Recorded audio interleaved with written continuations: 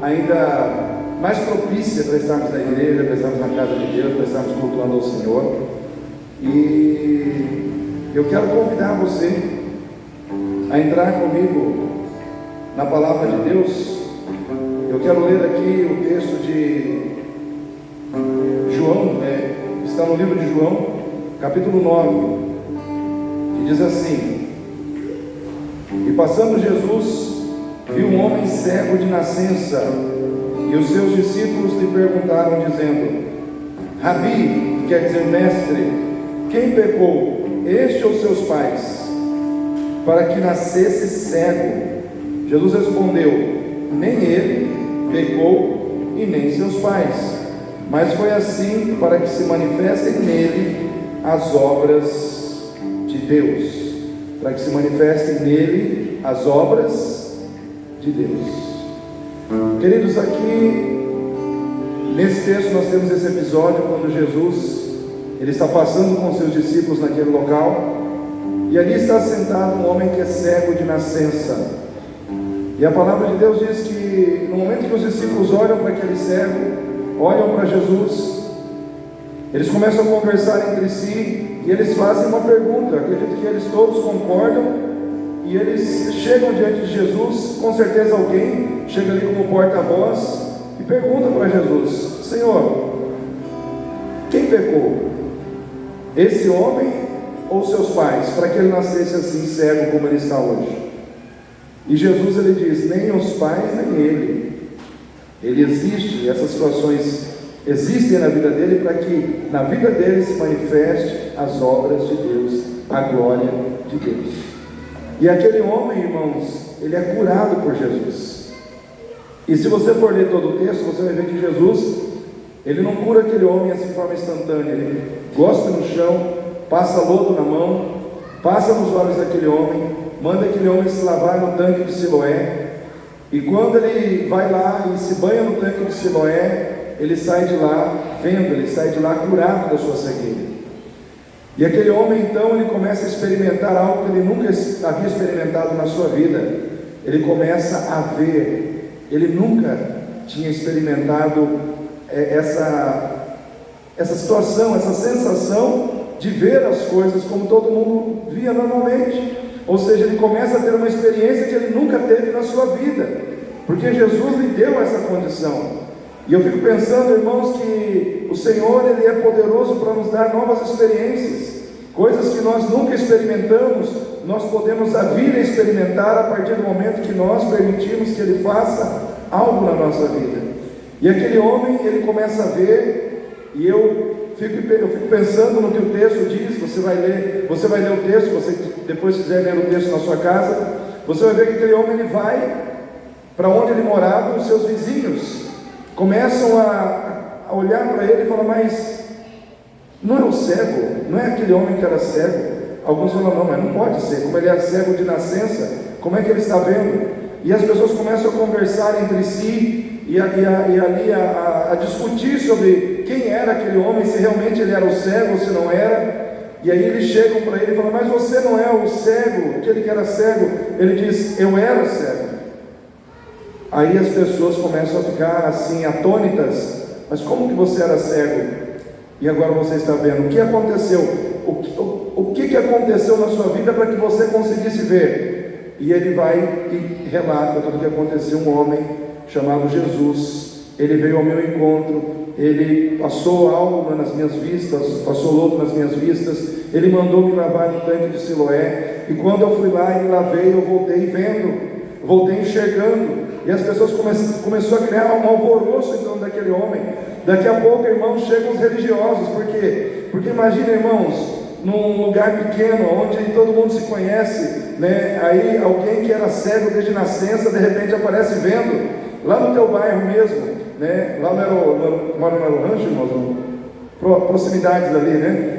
Imagina que todo mundo conhece lá um homem que é cego, está sempre na porta do Pires, né? Pedindo esmola. De repente aquele homem aparece vendo, e aí, sem ter ido ao médico, sem ter feito nenhuma cirurgia, isso vai gerar um alvoroço. Gerou um alvoroço, e os religiosos baixaram lá e começaram a inquirir do homem: o que aconteceu com você, o que houve com você, explica para nós. E o homem de novo: veja bem, eu vou explicar. Um homem chamado Jesus, ele veio na minha direção, colocou lodo nos meus olhos, passou nas minhas vistas, mandou tomar banho no tanque de Siloé. Assim que eu tomei banho lá, eu voltei vendo. E eles não acreditaram, eles começaram a fazer oposição a ele, e aí foram nos pais dele, e foram conversar com o pai daquele jovem, falando: o que aconteceu com ele? Como é que ele está vendo? O pai dele falou: não sei, você tem que perguntar para ele, né? Não, mas ele está falando que foi um tal de Jesus. Mas então ele sabe o que aconteceu com ele. Enfim, irmãos, eu estou contando tudo isso para chegar onde eu quero chegar, para conjecturar aqui esse texto e trazer para o nosso coração hoje aquilo que o Senhor quer falar conosco já inicialmente nesse culto. Eu vejo assim, irmãos, olhando para a história desse cego, que passou toda essa experiência, né? E lá no final, depois de ele ser inquirido pelos religiosos, ele ser pressionado pelos religiosos a que ele dissesse outra coisa, ao invés do que ele estava dizendo, que era passar pela experiência de ser curado por Jesus. Ele, depois de passar por tudo isso, diz a palavra de Deus que Jesus viu que eles o expulsaram, ou que eles o rejeitaram, e Jesus mesmo se apresentou para ele e disse: o que aconteceu contigo? Aí ele explicou para Jesus, e aí ele falou assim: eu gostaria de ver aquele que me curou. Jesus disse: pois você está vendo, pois este fala contigo agora, eu estou aqui diante de você. E aí Jesus começa a dizer que ele veio para que aqueles que não vejam comecem a ver, e aqueles que veem fiquem cegos. E Jesus começa então a conjecturar sobre essa situação. O que eu quero dizer para você nessa noite, usando, irmãos, essa experiência maravilhosa de cura, de milagre, de restauração que eu vi na vida desse cego? Existem coisas que muitas vezes nascem conosco, mas que não precisam ficar conosco até o fim da nossa vida. Amém?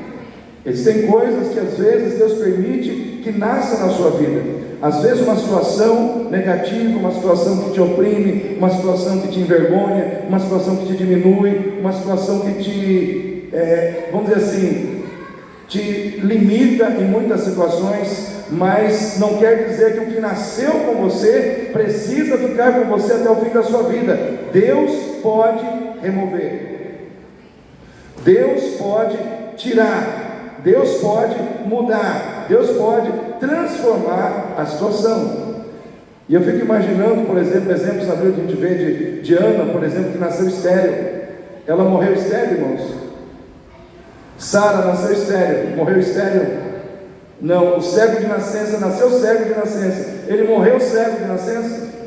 Não. Isso quer dizer que existem muitas coisas que podem nascer conosco, mas não precisam ficar conosco até o fim da nossa vida, se nós temos fé para crer que Deus pode fazer as coisas mudarem.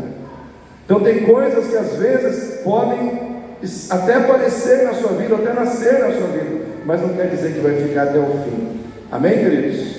Essa é a primeira verdade que eu quero destacar para você nessa noite. Uma outra verdade, irmãos, que esse texto ele me mostra, é que enquanto as pessoas, no momento da sua dor, no momento da sua dificuldade, no momento da sua luta, elas te julgam, Deus se levanta para te abençoar. Amém? No momento em que as pessoas te julgam diante dos seus problemas, diante das suas necessidades, diante das suas lutas, Deus se levanta para te ajudar. Então eu quero que você coloque isso no seu coração nessa noite. Aquele homem, ele estava ali, e ele foi olhado pelos discípulos de Jesus, e eles o julgaram, sim ou não? Olharam para ele e viram o pecado. Olharam para ele e o que eles exaltaram naquele momento? O pecado, né? Esse homem está assim por causa do pecado? Ou foram seus pais que pecaram? Naquele momento houve um julgamento na vida daquele homem, assim como houve na vida de Jó.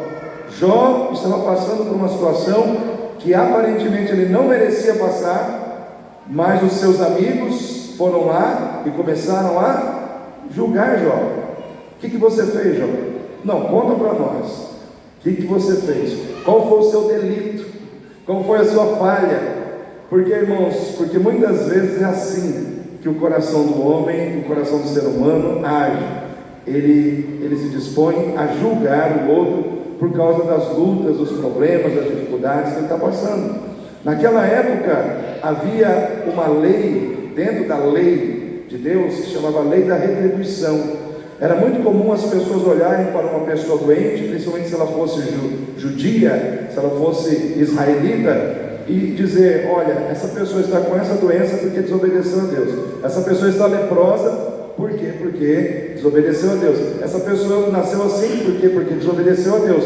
Eles associavam a experiência da doença com a vida espiritual da pessoa. Era muito comum as pessoas agirem dessa maneira. Por isso os discípulos de Jesus também agiram assim. Só que o Senhor, que está acima da lei, que não se prende às leis que simplesmente são interpretadas de forma muito racional pelo homem aqui na terra, Ele olhou para aquele homem e falou: não, ele não está aqui para ser julgado, ele está aqui para que as obras de Deus se manifestem na vida dele, para que a glória de Deus se manifeste nele, para que ele seja curado, para que Deus seja glorificado nele. Então eu quero dizer para você, nessa noite, querido, você tem duas opções: ficar olhando para quem te julga, ou olhar para aquele que te abençoa. Ficar olhando para quem aponta o dedo para você, para quem julga você, ou olhar para aquele que te abençoa, para aquele que estende a mão, para aquele que tem graça, para aquele que tem misericórdia para agir na sua vida e te abençoar diante dos seus problemas. Às vezes nós temos que escolher: eu vou ficar olhando para quem está me julgando, ou vou olhar para o Deus que me abençoa? Eu quero dizer para você nessa noite aqui: tem um Deus que abençoa a tua vida aqui, amém? Ele está presente neste lugar. Ele se faz presente no meio do seu povo. Ele quer abençoar pessoas, Ele quer abençoar vidas, né? Então coloque-se na presença desse Deus. Ele está pronto a abençoar.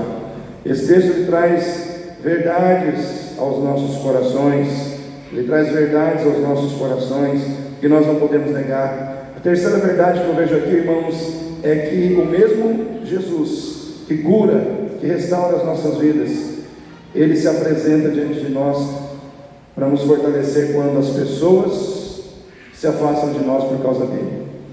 Às vezes, pessoas se afastam de você por causa da sua fé, mas todas as vezes que você for fiel a Deus, todas as vezes que você se mostrar comprometido com Ele, Ele se apresentará a você e dirá: eu estou aqui, aquele que te curou está contigo aqui agora para caminhar com você.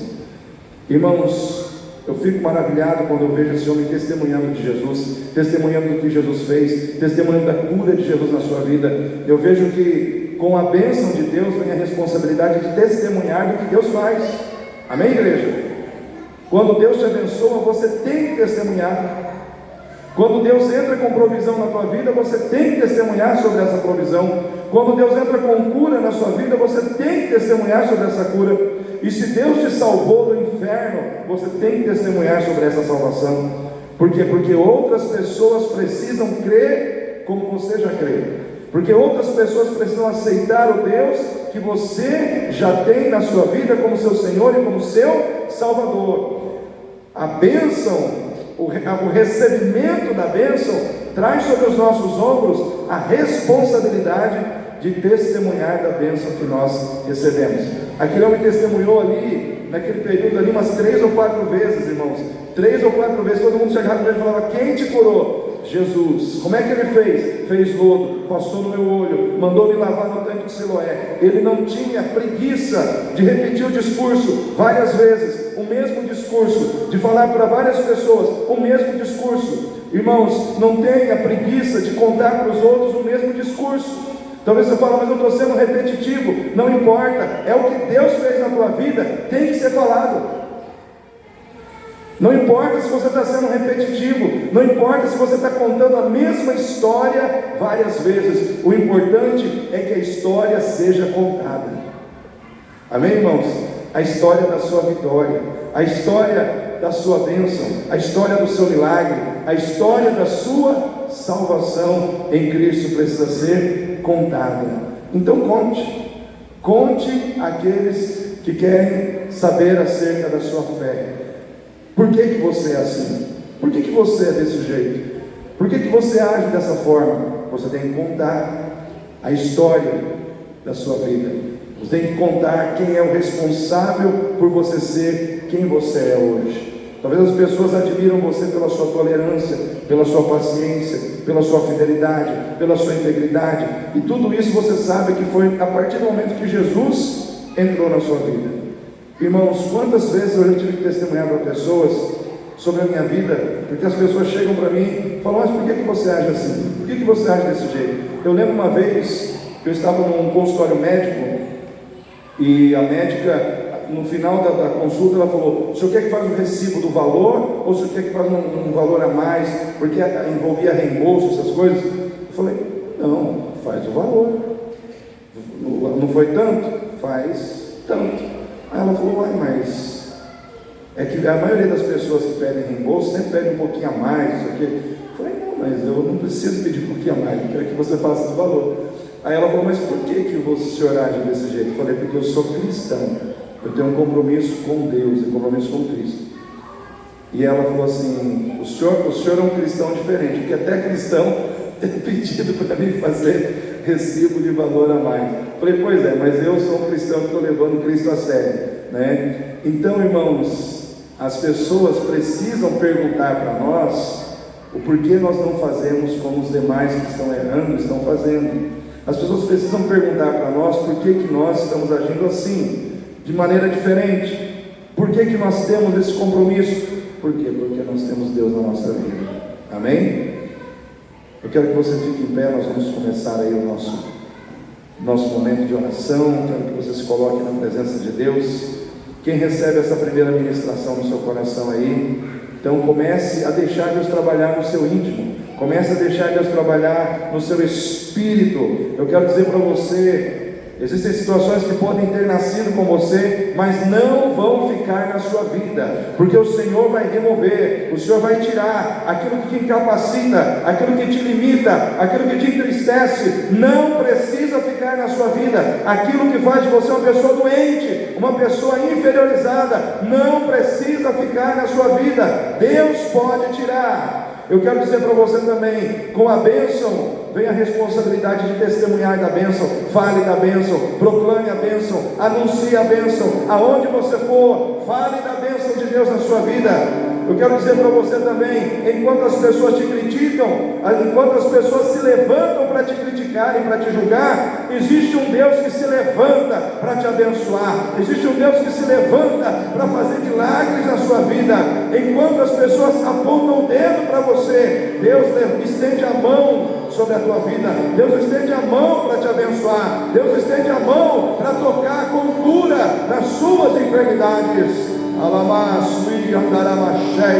Eu quero dizer para você também que o mesmo Jesus que curou você no passado, Ele se apresenta hoje do teu lado e diz: estão te rejeitando, meu servo, estão te rejeitando, minha serva, não fique triste, porque eu te aceito, eu estou contigo, eu te respaldo, eu caminho com você, eu estou ao teu lado. Alai devolve as abraçou, alamanto e raçuia. Enquanto o mundo te rejeita, eu te acolho. Enquanto o mundo te rejeita, eu te abraço, eu te abraço, eu te envolvo, eu te camandubi a ceia, eu estou contigo. Alamaço e andaramanai, rebaço e andereve a sou.